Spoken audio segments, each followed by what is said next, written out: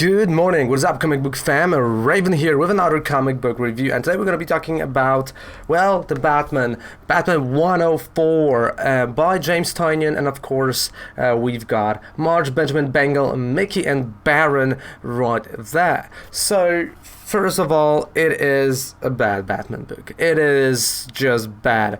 I thought, Tynion is going to redeem himself for me, in this issue number 104, 105. I still haven't read the 105, it's laying there on the table. I just I can't go through that run.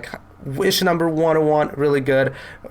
102, okay, and now we're slowly getting down. So let's just talk about the issue, what is happening inside, and then we're going to talk what are the good, what are the bad things. So we start off with, of course, Ghostmaker stitching up Batman, because as we know in 103, he beat Batman in the Harley Quinn apartment with the Clown Hunter. And then, they're all kind of been captured by the Ghostmaker. And we see that, right? The Ghostmaker is stitching him up, and he's like, all right, listen, Bruce, I've gave you a little bit less anesthetic, so you're gonna wake up earlier before these two. And we got a shot of course, Clown Hunter and the Harley Quinn laying, in Arkham, because we're all in Arkham, right? That's where he took them.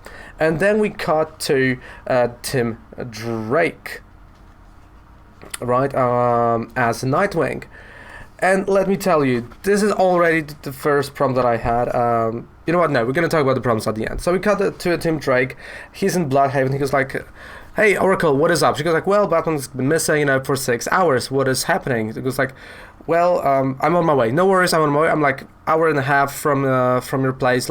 I'm going, right? So Tim Drake, now Nightwing, is going to the Oracle. And as he's going, she asks me, like, hey, who is that Ghostmaker character? So Tim Drake goes like, hey, listen, I don't really know much. I've saw him once.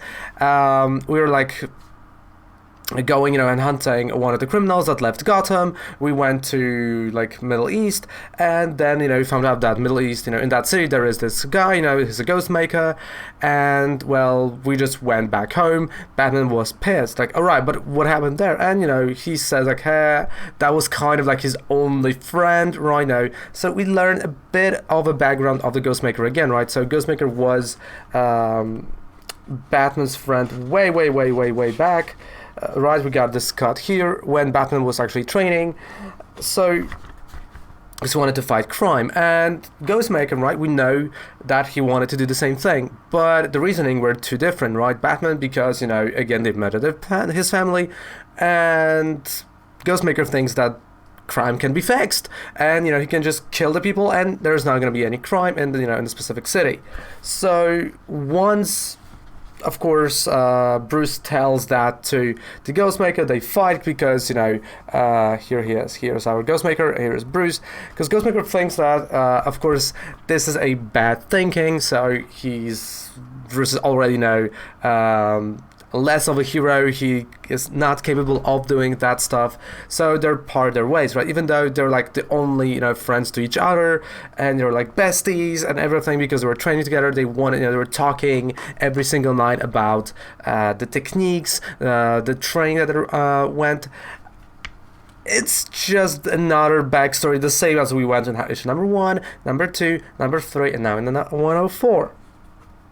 So, of course, we go back to when he's actually explaining that to Robin, right, to young Tim Drake. And at the same time, we cut to, spoiler, we go back to, spoiler, being actually in the Harley Quinn apartment, and she was like, hey, can I be called a bad girl? Because, there's multiple Robins.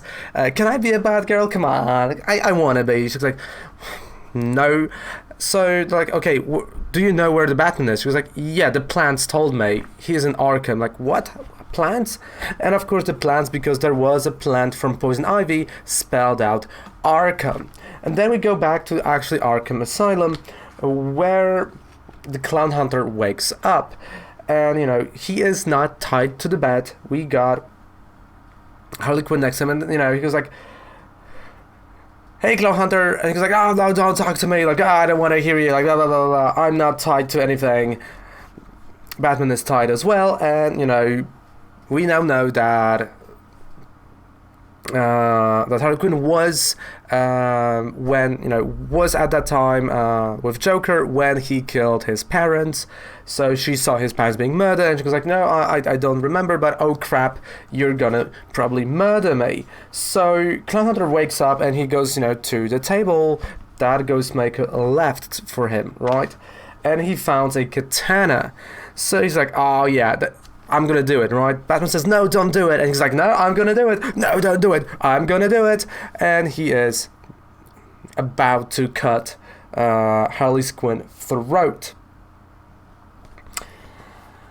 We know she's gonna survive. But let's talk about this book in particular. I think this is the worst Batman book so far. Why do we need 4 artists for the single issue of frickin' Batman? That is my biggest problem here. Besides the story, the art itself, like, why do you need 4? Literally, you go from really okay, an okay art, you go 2 pages in and it's completely like cartoonish, different. Like, literally, look at the face here, and let's go back 2 pages. It is, even into opening, it's completely different art. And I know, okay, the artist, style can vary, but you can't have, like, literally going page by page and going to different artists. Then we go back to the background story. Another artist, another change of the style. Okay, that's kind of it's a throwback. Okay, you know what? Sure, it's a throwback. We can call that the future state. About that in a second, by the way. So that's another style. And then we even go further to the days when Bruce was young. That's a 4th style of... How can you have 4 different artists, 4 different, like, totally different styles, and expect me to follow the book? Like, how stupid you have to be. Why we can't have 1 artist, 2, okay, let's make it 2, tops, throughout the book. It's not like the art is, like, totally bad. It's just whenever you turn the page, the art totally changes from really good to cartoonish. Like, again, for the Batman, that art does not work. You kinda, if you're doing the greedy stuff, keep it like that. Hire the artists that are capable of that, not the cartoonish. So that is the first flaw.